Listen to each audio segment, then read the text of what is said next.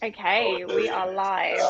This is event number 8 of 9 of our International Women's Day series this week. I'm going to hand over to Hassanah in a minute, who's hosting today's panel. But just a couple of bits of housekeeping beforehand. This is recorded, so we will be sharing it with everybody afterwards. Any comments or questions as we go, just pop them in the chat and we will get to them at the end. The panel are going to chat for about 30 minutes, so we've got plenty of time for Q&A. So please pop it in and we will get to it at the end. It's also nice to see lots of engagement throughout as well, so we know what to chat about at the end. Thank you to all our panelists, really appreciate it. And thanks to everyone that's come to the event so far this week. Hassanah, over to you. Hello, everyone, and welcome. I know this is the favourite thing for you today, and in fact, the week. In fact, this is the best thing you've ever attended, but sit back and enjoy this because we're going to have a lot of fun.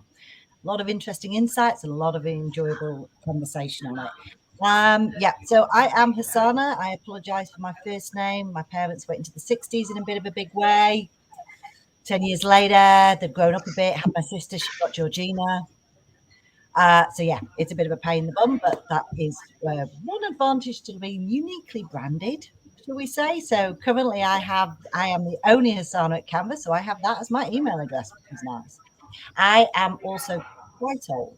I go back into recruiting, let's just say before the internet, practically before mobile. So I've done worked through TA on both sides of the fence, headed TA for many years, went into head of talent and then into head of people. And I am now heading workforce planning for Canva. So it's been a lot of intense work and fun since I joined almost 6 months ago, but we're keeping really quiet because I've got 3 more days left of my probation. And if I say nothing, then they're stuck with me. So we'll just shh about that one. So yeah, I have through all of that, I've done a lot of work around D&I as well. So it is a part of area of my passion as well. But this isn't about me. This is about also these wonderful panelists. So I'm going to throw over to get them to sort of tell us a little bit about themselves and we'll get into it. I'm going to start with you, Jane, because you're next on the line. Thank you so much for that wonderful introduction to this session. And like you, I also have many decades in recruitment, more than I care to actually remember, because we all know that there is a lot of energy and passion that goes into not only finding the right person, but creating wonderful, diverse teams. But just by way of introduction, my name is Jane Bianchini. Some of you on the call or the recording may know me in my former life as the founder of Alchemy Interactive, a digital video interviewing tool that really did focus in the and does in the DE&I space for both candidates and for evaluators and TS specialists.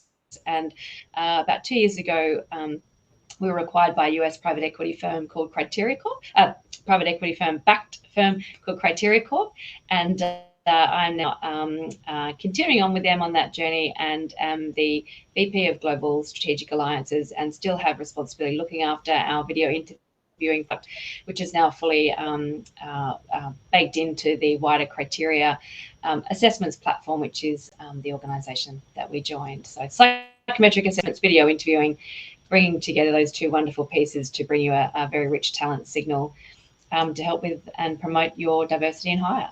So that's me. I love it, Jane. Now I'm going to ask this very fine gentleman to take himself off mute because he's dealing with all these people who just want to talk to him in the background. I'm Hassanah. Really excited to be here. So my name is Dij. So like a lot of people, I started off in recruitment agency landscape in the tech world. I found myself in internal, working across various sort of companies. Currently, I'm working for a company called Slalom, who's quite big in the US, who's launched here in Australia. So I'm looking after the talent engagement team for Slalom here. So really excited to share a bit of knowledge around diverse and equity and inclusion, and how we sort of do things in the market and previous experience as well. And it's wonderful to have you all here. It's just, I love that. Oh, that's it. It's like, Jane, oh, well, I've just done this and I've just done that. No, you've done a lot, Jane. Huge amount. But on that, we're here to talk about building equality into your hiring process, of which I have many views. But I just want to sort of like give a quick touch base and just sort of, Jane and DJ, what that sort of means to you as a top line, and then we'll start getting into it. Over to you, Dij. Yeah, thanks, Jane. Well, I think that for us, from my sort of experience, we really look at sort of finding the right candidate for the right sort of role and trying to make everything sort of, in terms of a process standpoint, to make sure that it is standardized across the board. So for us, it's quite sort of important to make sure that the process itself, having a look at the process through historical data, to just make sure that we are sort of, assessing it to see the split between gender. That's the first thing. The demographic, the source. And once we've looked at these data, we can sort of pinpoint and work out exactly how to source from a talent engagement perspective. So a lot of it sort of, I don't know if I'm answering, is that my answer to the question? Yeah. No, it's good. Yep. Jane? Yeah, sometimes I can just ramble on. So I've got so many ideas in my head that I can just kind of, but from a talent engagement perspective, I guess, how we sort of look at it is that it's from the very start, and just to make sure that we are looking at data, especially from historical data, to really assess how our pipeline is going to be, and not only from a pipeline standpoint, but just to make sure the process is fair throughout the whole life cycle. Yeah. Jane? Yeah, I agree with you. It's I got like you. I could talk for hours. I'm so passionate about this space, and I think as we kind of record this session in beginning of March in 2023, I think it's fair to say that most organisations are really struggling to find talent, and it's a very slippery slope if you've got a very slim talent pool available, just to kind of clutch at straws and just try and meander your way through and try and find the right person to start to hit your metrics and your KPIs as a talent acquisition specialist or a hiring manager. You've got to get that project done. You've got to get these jobs filled. We fall into the danger of really creating mediocrity in an organization. And, if we pull out some numbers, if you've got 20% turnover in an organization and you hire mediocre people, then it just takes 5 years to have a mediocre organization. And I'm not sure which manager or CEO would actually want to be leading a mediocre organization, particularly through the uncertain economic times that we've got in front of us. So it's one of those things in trying to really hold the line in making sure that you're building diversity into your the hiring process at the highest level of importance, because what gets measured gets done. What gets done is what you focus on, and what you focus on grows. So the discipline that organisations are really going to need to lean into to make sure that they are really espousing the diversity and equality in the hiring process by quantifying and benchmarking the processes is really going to set the organisation up for enormous success in the future. Yeah, I couldn't agree more. It's one of those interesting things, isn't it? Because they tend to roll.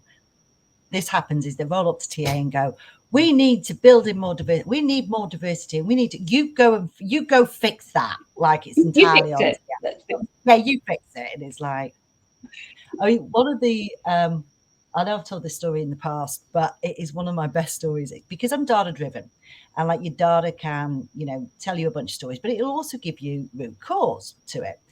An organisation I worked at many years ago had a CEO who was like stone cold about building diversity in. This was a heavy engineering environment, so again, very male dominated. And he was like, "We're going to do something about it." And he did some like serious feet to the fire of his senior leaders. So eventually, all of this pressure around this sort of like toddled its way down onto my little head as head of TA, and I was like, "Great." So I was like, "We need more. We'll do this and we'll do this." And I'm like, hang on a minute, let's just look at what is the problem we're actually dealing with. You've got to start with root cause, because otherwise you could slap a ton of stuff on, won't make no difference. And I was lucky because it was a data-driven environment. So I went back to going, well, because everyone's like, we must have, you know, real problems at interviewing, and like women aren't getting through an interview. And I'm like, don't know about that. Here's what the data show. Where we got women in the top of the funnel, we were 5 times more likely to convert them. So no, there wasn't actually an issue at the interviewing panel at all. It wasn't a problem. We didn't have a leaky pipe, because you need to check that stuff. If you're starting to lose, you know, your women in certain areas, then you've got to check, well, if I've got a leaky pipe here, we need to do something about that. It was about 20% coming in the top. But if you put in the top, absolutely, we were converting out the other end. So everyone's like, great. Now what? Like, we'll go and do all this advertising. I'm like, no. Behind that pipe shows where we were getting our female candidates from. And over 60% of them were from direct source. This is the recruiting team or the sourcing team directly reaching out. So there's no point in advertising. I'm not going to spend any more money on advertising. It's not working. So we then created an amazing role for an incredible woman who did an amazing job, which was her sole role was to find women in a community, to have long-term conversations with them, and when the time was right, could drop them in the top of a recruiting funnel. So it's one of those key things I've always looked at. If you're building equality in the hiring process, got to see where your issue is or isn't in the first place. Absolutely. And you know, if you don't have one of those measures right, it's almost, there's no point at the top of the funnel going to the next stage, because that talent pool is already tainted. So, but you know, we do a lot of research and analysis, particularly in the States, around adverse impact, and making sure that obviously that the tools and products that we're developing really make sure that we're serving and espousing the diversity in the rich marketplaces that different organisations go and fish for talent. Which I can talk a little bit more about adverse impact later, but you just touched on a great point there, in that they're trying to find talent and at the same time hold on the line to diversity. There are these hidden talent pools that we start to look and see, and those are, you know, right before our very eyes within our organisation. Our current employees, that's a fabulous place to start. And if there's, you know, some rebalancing that needs to occur, not just through gender necessarily, but through all of the other different areas of the community that need to be lifted and celebrated, but also in overseas workforces. And now that we're, thanks to COVID, remote, so how can we look at spreading that the diversity of the talent pool and the sourcing of hire as well, to really stretch the number of applicants to give you the richest possible pool from which to harvest from is also really important.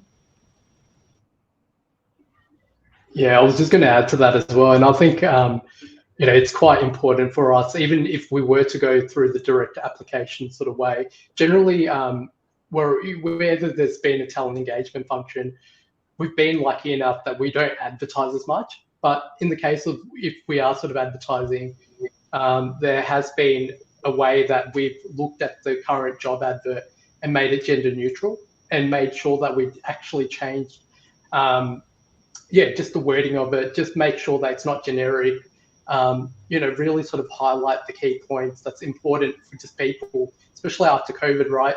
Things have changed in terms of flexibility, in terms of just life itself and how people view life.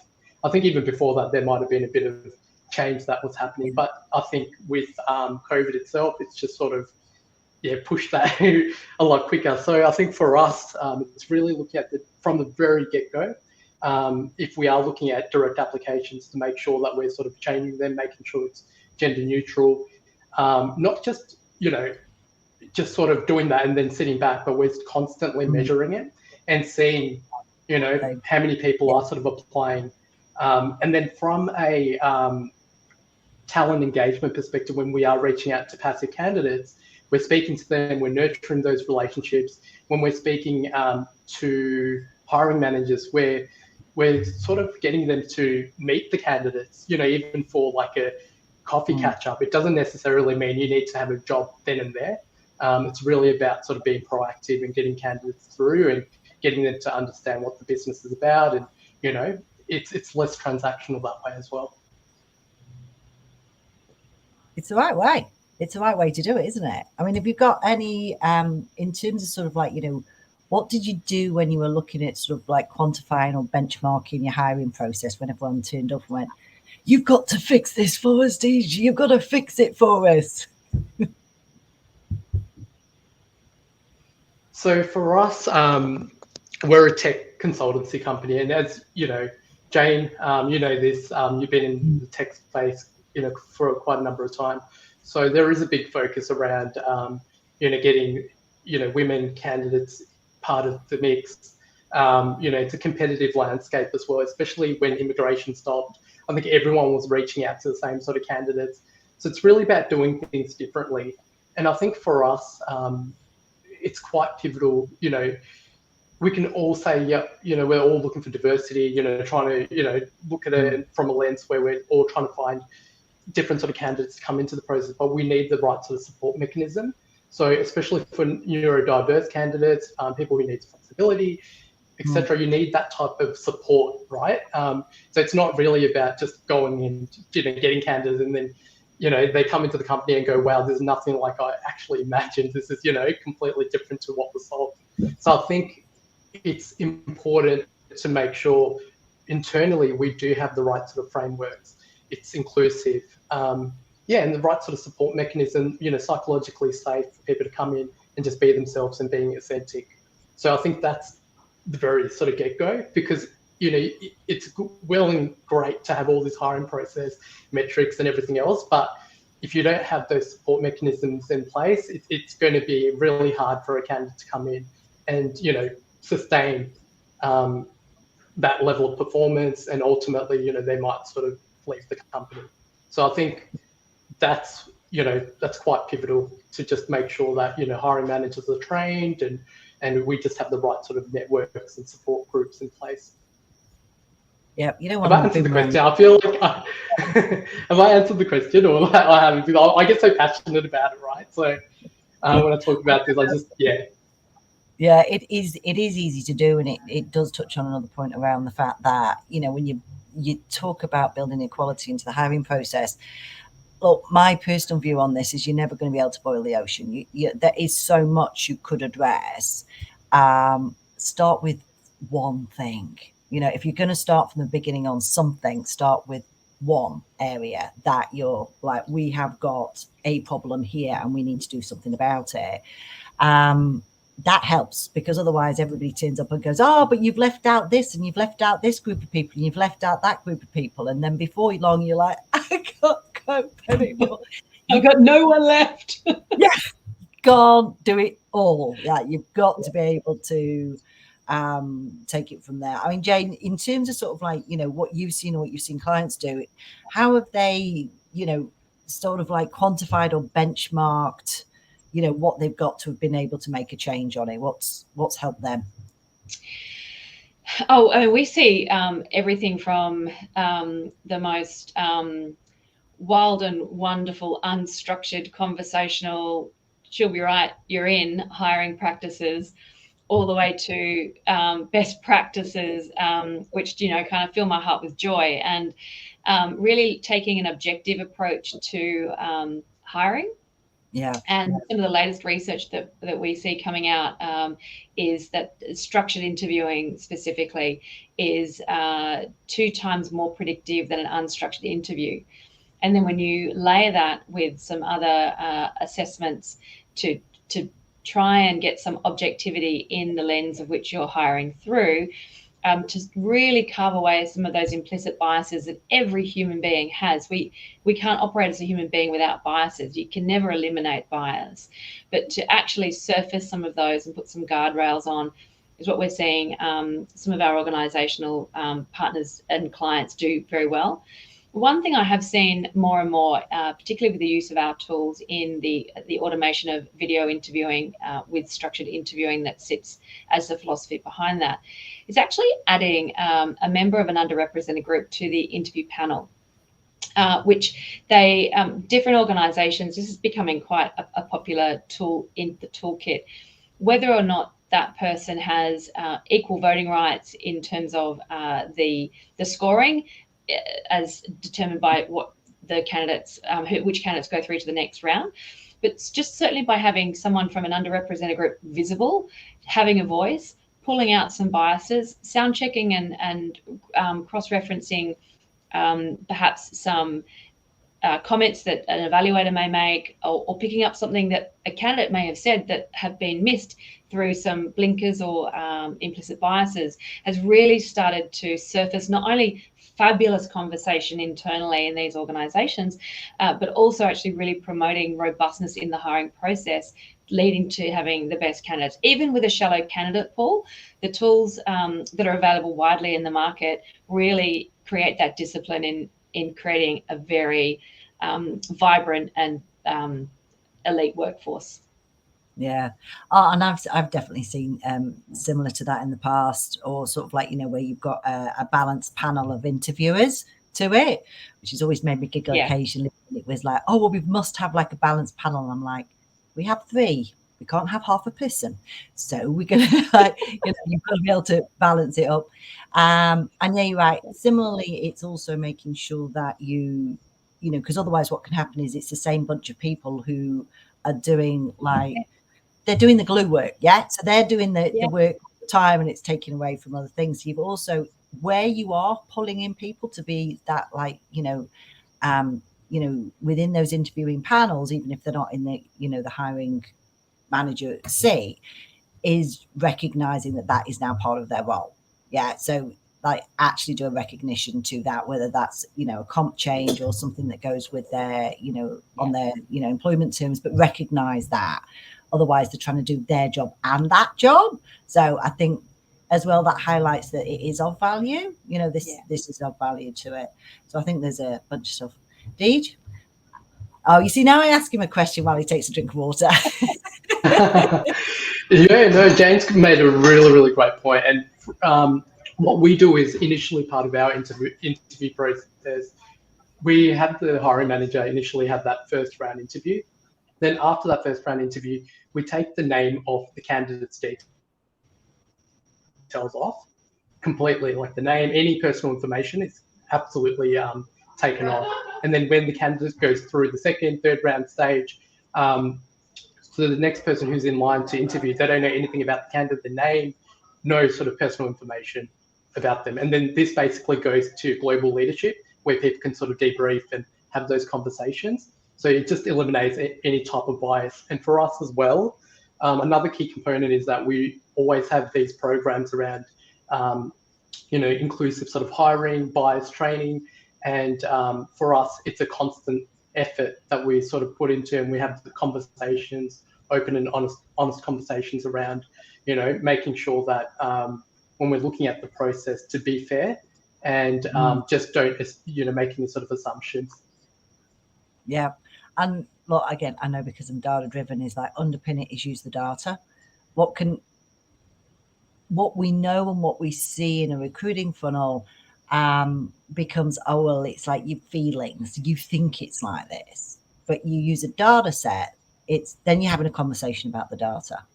Yeah. You're also not, it becomes less hard for senior people to, who could be quite wedded in their mindset.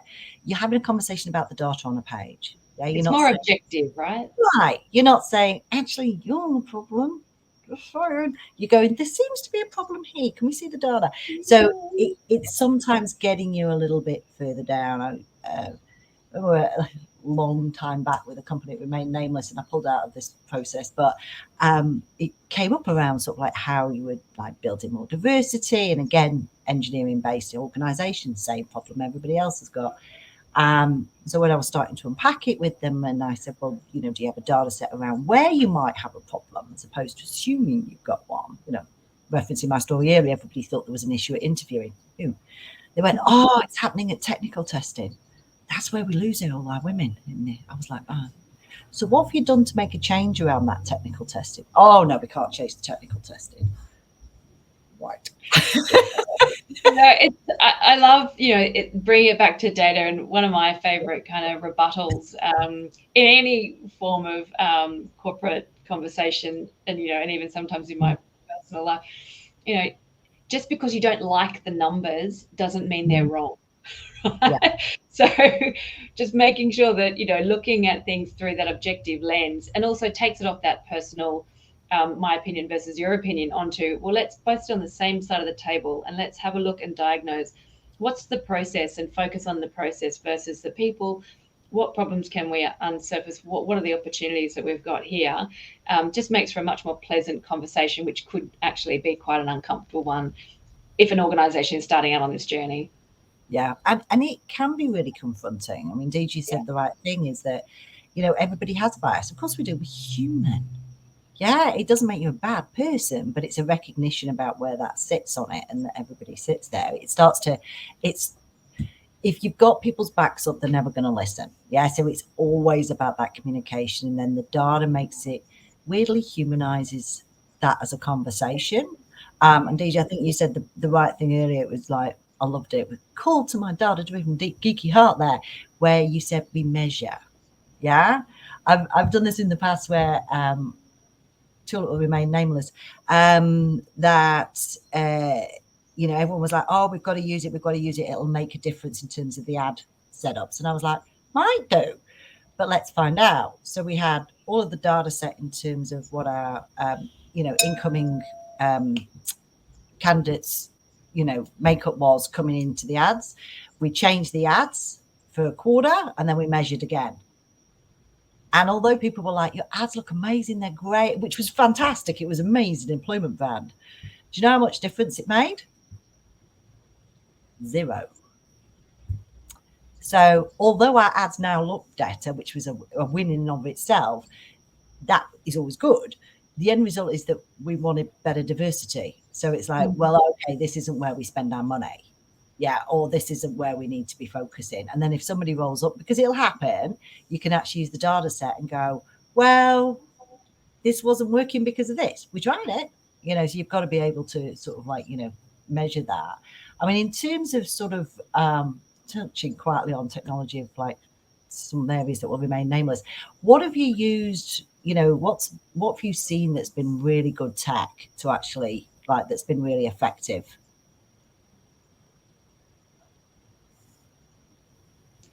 See, we keep waiting on you, DJ. Oh, yeah.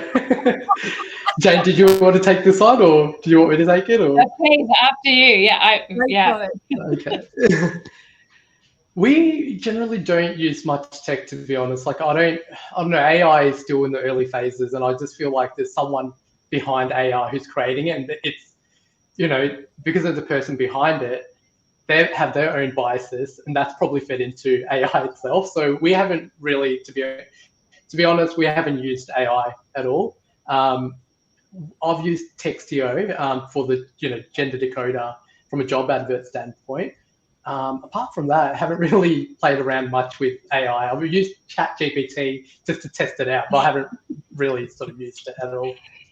Well, I'm really glad that you touched on AI, because that is something that is very dear to my heart. And perhaps I might just share a bit of my former life's journey, where in creating video interviewing, and I remember, back in 2019 thereabouts, AI was really starting to surface and gaining great momentum, and it was going to be the panacea to all talent acquisition specialists jobs. Like, AI was going to be, they're going to do my job now I can actually do some higher order tasks and let AI just be my silver bullet. But it started to emerge, and as AI was rising in the HR or talent tech space, so too was #MeToo, Black Lives Matter, and this flew directly in the face of DE&I. And we took a very deliberate, hard right turn away from building artificial intelligence into our technology, for the very reason that AI has a place. That, don't get me wrong, before I start getting daggers thrown at me from other friends in the community. But for instance, if we're looking at facial recognition, if I'm grimacing, am I thinking or am I angry? If I have a substandard forward-facing camera, because I'm in a lower socioeconomic group and can't afford the latest iPhone XR or whatever, is that going to have a greater lens on me and my facial movements, micro messaging in the face than somebody else. If I have a stutter, if I have Tourette's, how does that translate through artificial intelligence? And Dij, to your point, like the machine learning, a statistic I read recently, which I know when statistics get surfaced, things get done if they're not, balanced across the range accordingly, is that 96% of people who build the machine to learn for artificial intelligence are men. And so we're hard coding a male lens of the world and then building on top of that the artificial intelligence. And so once, of course, the world started to acknowledge that there were some problems that we needed to solve for there, now we can start to see things coming through. So, I've got some very distinct views about artificial intelligence. It exists, it's here, but perhaps not down in the at the bottom end of the funnel in the hiring practices or the recruitment process. Yeah, I'd agree with that. I think AI is an amazing tool, but it has to be very well researched, very well modeled, and has exceptionally large, well curated data set. So if the data set's too small, you've got to actually, that is not stuff to be taken lightly. There are the technical tools out there that are fantastic, that have got massive, well-trained data sets that, therefore then will be able to model you some of that candidates that you could approach within the marketplace. But in fact, it's being, there are some laws being brought into the US at the moment to outlaw the use of artificial intelligence in screening practices. So government is finally starting to catch up with technology and creating laws around this for the very reason that we're here talking today, to make sure that everybody has a fair and equitable chance of getting the job of their dreams. Yeah, whenever I see one of those stuff coming out with those laws and stuff, and I'm like, this is like the eternal debates that go on where it's like, it's the bots that rejected my CV, and like every recruiter on the face of the planet is going, no, I did. I read your CV. Yeah, we all looked at I love the fact that they have decided that it's like bots that are making these decisions. It's not. There is nothing like that. It's just it's the ATS bot. It's like, no, it's not. It's humans. No, that's it. We decided. Yeah, that one's always a fun one. I still wonder whether the biggest technology used for sort of building, that equality into your hiring process or get it into the top of the funnel still is the good reach outs. People that are well crafted and sourcing that can know exactly where it is in the market, being able to craft something beautifully comms to be able to actually get that person to have a conversation, and then can tell really great stories to get them into the top of the funnel. You're recruiting, and then the talent pooling, nurturing the talent, right?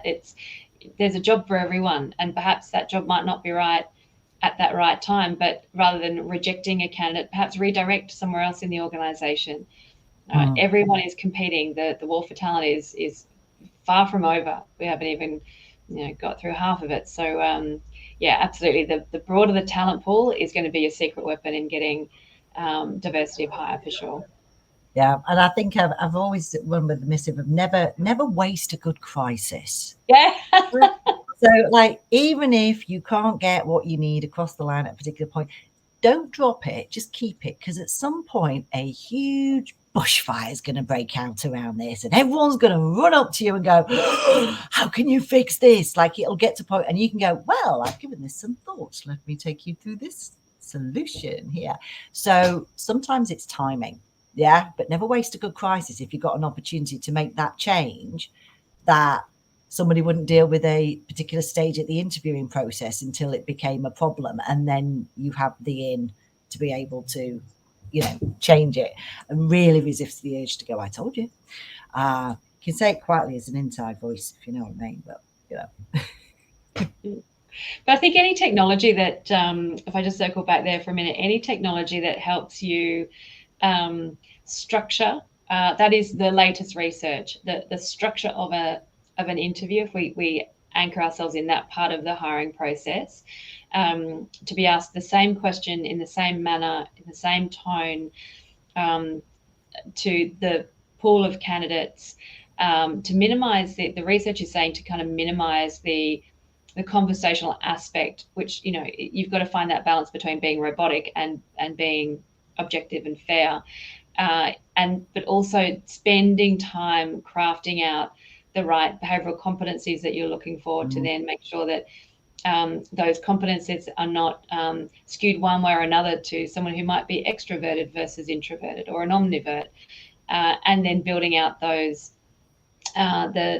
what sits alongside it, the definition of that competency, what are the hallmarks of those competencies, and measuring against a set of standards to get to that twice times predictability than an unstructured interview, using technology to help you with that, whether that be through structured interview guides, whether that be through behavioural competency matrices and rubrics, whether that be through pulling data from your organisation to feed into some of these, the process in the double loop feedback to, you know, advance you on your way forward. And of course, you know, all the other wonderful tools like web conferencing and, you know, video interviewing as well to keep those guardrails on.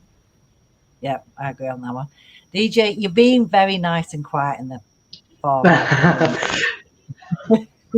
I was gonna add to Jane, like, if from a technology standpoint, I think from an admin data, it's great from that aspect of things. But I know still, like, when I reach out to candidates and things like that, you know, it makes a huge difference having that in-person sort of interaction, and, you know, either whether it's coffee or just, you know, having that human connection, it makes a huge difference opposed to sort of having just a bulk messaging or having something that's robotic. There's nothing like human connections, you know, especially in our line of work, right? So 100% with Jane, there's certain admin side of things where it can be utilized fantastically. Yep, we're in the human business. We're humans hiring humans to do incredibly amazing human things in businesses that we all succeed in. It's still human. So I definitely think that's there. And beautifully enough, a very lovely person who's just going by LinkedIn user, she's fabulous, and welcome LinkedIn users, has asked a question. So I think that might be a good time to sort of like take us into the question time of the part of the conversations to it. So this would be a fabulous opportunity. What do you think, Laura? Go for it. So this is Denise's question, because I can see who's written it, and it's a fantastic question, so she should know. And I've got about 3. So if no one else has any more questions, I'll be taking over. If you have, please pop them in the chat now. Hassanah, I'll hand this one over to you. Okay. Recommend giving hiring managers business training and bias training.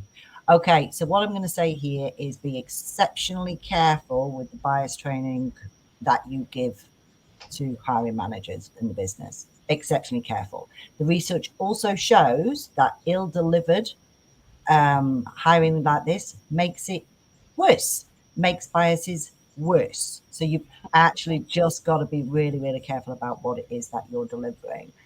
I would say that you're going to need to run it on a regular basis, because you're constantly going to have a new hiring manager pool in an organization. Even if the organization is not big, you're going to have that part coming into it. So you need to be able to feed that through. So I would say, look, people would need to go through something like this at least a minimum of once a year. Yeah. So, but where you get an opportunity to do real-time feedback, if you have the opportunity to gather, or time or ability, is to gather in candidate feedback coming through the interviewing process about how they found it. If there's anything you've got in there, feed that in to the area. But I would say, look, you at least once a year, you're going to struggle possibly to get them there more than that, because they're just going to go, oh, it's a tick box HR thing.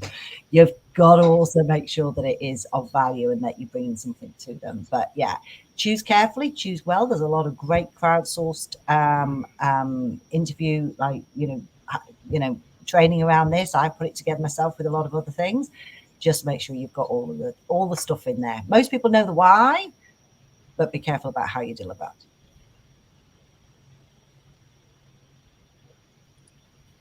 I guess, has anyone else got anything they want to add to that? I guess. Oh, Jane, go for it. No, go for it.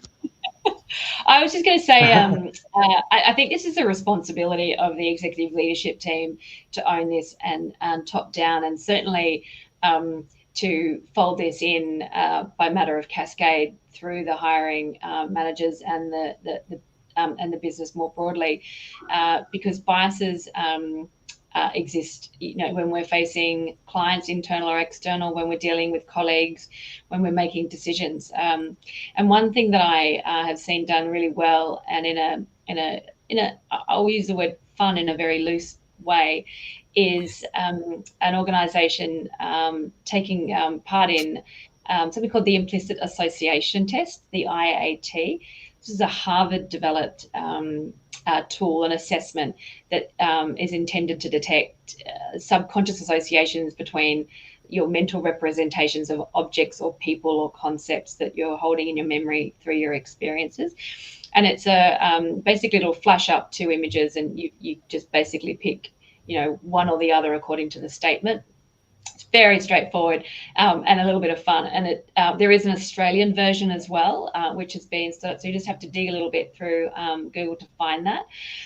But what it does surface is that, so I think some research that came out of ANU recently from someone who's doing a master's in their thesis in this space said that he hasn't found one person yet with the thousands of people he's put through it that have had a neutral, non-biased view one way or another. So everyone has implicit bias, but just to surface those through that training is a fun tool. But certainly agree, you don't want to have an adverse impact on the effect that you're trying to have. And yeah, absolutely, at least once a year, I'd agree with.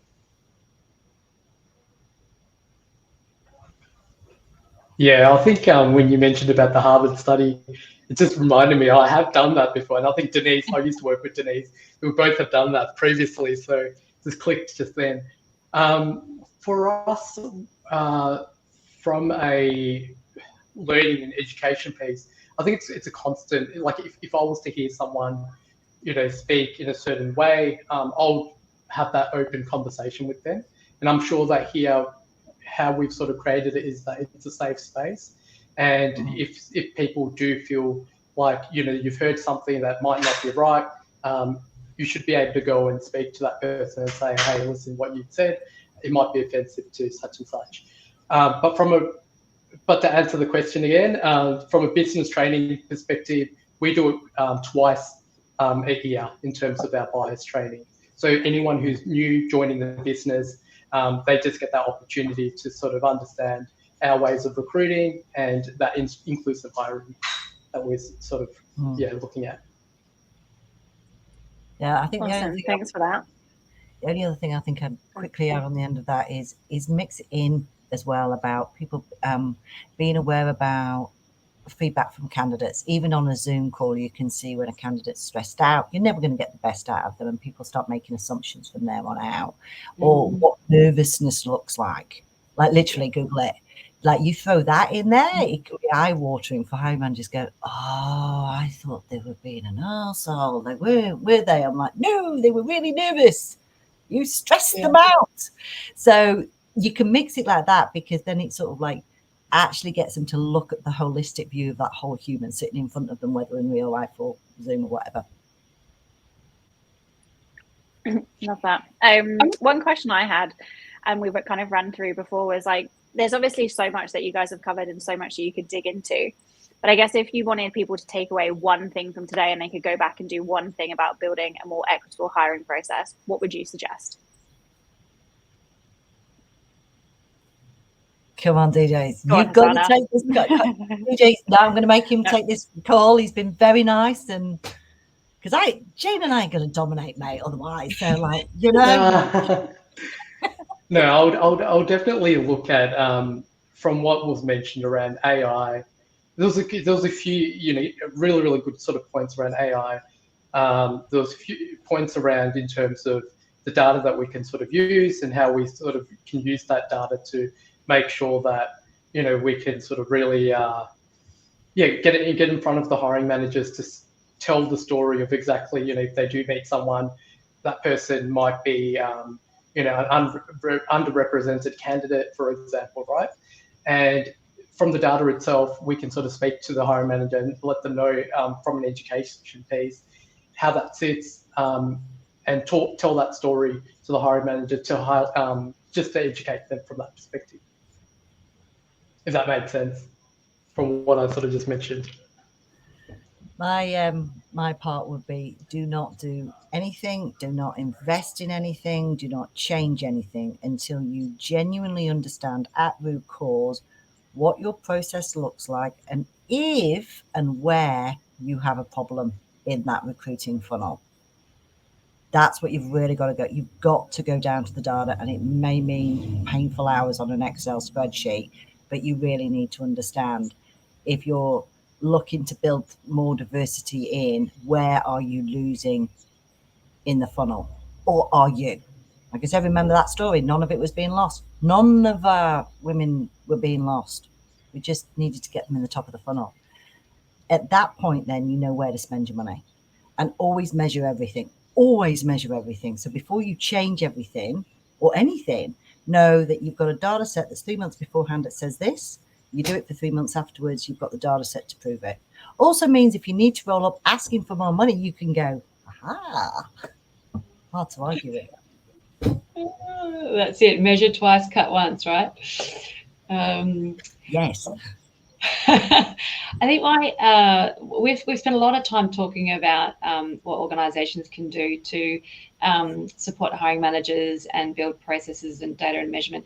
One thing I want to make sure that people have and a focus on as well is the diversity in the candidate base and how they are being treated through the process. And taking a look at opening up reasonable adjustment for different roles in the organisation, and allowing for that. You know, if someone comes with anything from, you know, as Dij touched on before, if they're diverse or neurodiverse, if they've got clinical anxiety, if they've got religious beliefs where they perhaps can't be seen on camera, if they, whatever it might be, or if they just simply choose to be spoken with over the phone, and that might be an allowance of 5, 10, 15% of your talent pool that you will set aside for a manual process to add that human touch. I think that speaks volumes, and particularly if you're recruiting the next generation coming through, this is something that really matters to them. They may not want or need to go through a reasonable adjustment process, but the mere fact that you're signalling that you are providing that as part of your process speaks volumes to the culture and the organisation that they're applying to. So that would be my one takeaway as well. I love that. That's super helpful. Thank you. We haven't had any other questions in, so I guess unless there's anything you guys wanted to cover that you haven't, put it there. We can wrap up. It's very open like that, Laura. We sat here all night. Well, as I said, I feel like. Oh my God. Oh, sorry, Matt. Okay, Matt's got a question. Let me put it up. What do the panel think of having equality hiring targets included in a process? Where would you have them in the process, Matt? Type quickly, Matt. Type quickly. Type quickly.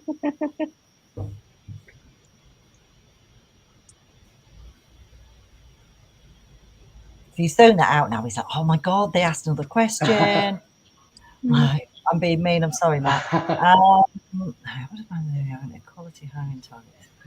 If I was to answer Matt's question just quickly, I would say that I'm not big on like KPIs and targets, and I think that from a diversity, like it's good to have it, and from a personal standpoint to understand it, but from a diversity and inclusion sort of standpoint, I just feel like sometimes it can be quite transactional. If you've got certain KPIs and metrics in place and it's high volume, for example, you can you can just cut things short and you're not looking at the quality as such. So yeah, from a sort of target perspective, I don't know, I'm not really, I'm not too keen on it, to be honest. Just that's my own personal view, just from working for organisations that has had metrics in place for high volume, sometimes that quality might not be there. Yeah, I think, That's yeah, look, similarly, I think, interesting, thank you for that, Matt. It's a chicken and an egg to a point. However, it's like, what's the outcome you're looking for? If you're wanting to build a more diverse workforce, that means that you need to hire more of X, whatever you define X as. And unless you've genuinely got an issue somewhere in that pipe where we've got a problem right here, and now we are going to insist that you have a diverse panel of interviewers, and that is a 100% or an 80% marker to it, that's probably about all I would think of. Like, I'd be comfortable with having like hiring targets in the process. I have seen it where it's like you are at certain level roles are not going to final round unless they've got a diverse slate of candidates. I've seen it. Does it work? To a point. How many candidates do you lose in the process? Tons. Is that really the outcome? The other part to it as well is that you're also pushing in some respect that TA become the total owners of this, which isn't the case. Yeah. Our role is to, find incredible, amazing humans and feed them through a great process. So they join the company and then we fling them over the fence and go, please look after them. It's taken me a lot to recruit that person. Yeah. But they're not, unless we're recruiting for our team, they're not, they're not in our team. That it gives an opportunity for the business to stick an arm's length away and go, oh, it's all a TA's problem. No. We're not hiring for us. You're hiring for you. I think if you're going to have it, it's got to start from the top, and it really has to be genuine, and it has to filter down. I'd agree with that, and I just to add to that, Matt, I think it's one measure of a number, and I think if you hang out on one measure, you're going to trip yourself up, in any form of measurement. And I think if you're to your point, Hass, by focusing on diversity targets alone, the business can really end up losing sight of what's really needed, which is inclusion. And just because the business is kind of hitting an equality or a diversity high target doesn't mean that it's going to be a great place to work. So there's balance there that needs to be weighed up for sure. Matt has had a little bit of backup. So if we attached it to hiring managers' performance appraisal plans, would that help?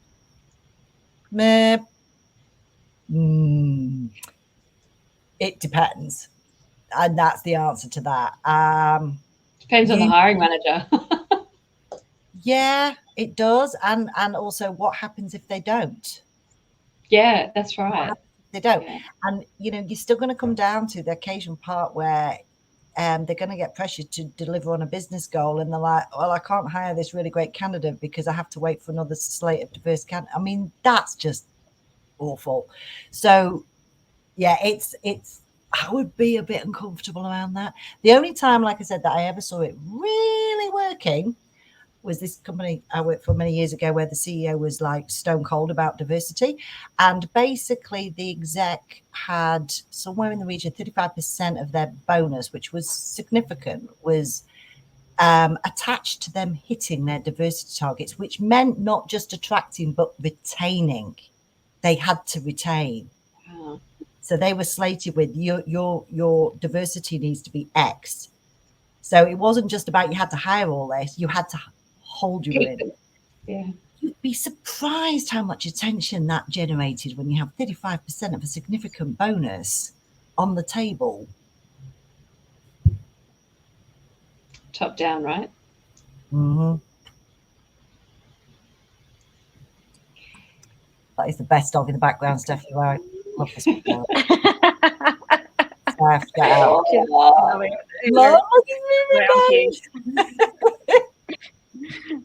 All right. Well, thank you guys so much for that. I really appreciate it. I think if anyone else has any further questions after this, I'm sure if you reach out to the guys, everyone would be more than happy to have a chat about this because everyone's so passionate about it and obviously has lots more to say. But thanks everyone for coming. Thank you to the wonderful panelists, and I'll pop the recording in the chat as soon as it's ready if anybody wants it. So yeah, thank you. Thank you for having us. Fabulous. Thanks so much. Take care. Bye. All right. So.